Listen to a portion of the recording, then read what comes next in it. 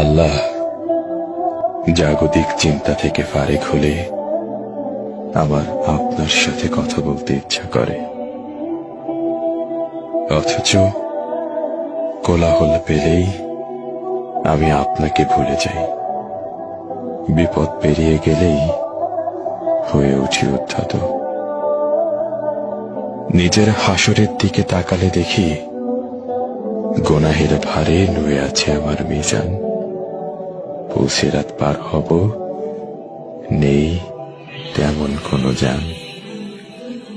আল্লাহ, গুনাহ করলেও আমি আপনাকে ভালোবাসি।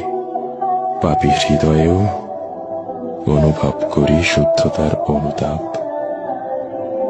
আপনার সাথে আমার কথা বলতে ইচ্ছে করে। আপনি আমাকে হেদায়েত দান করুন, ক্ষমা করুন আমার যাবতীয় পাপ।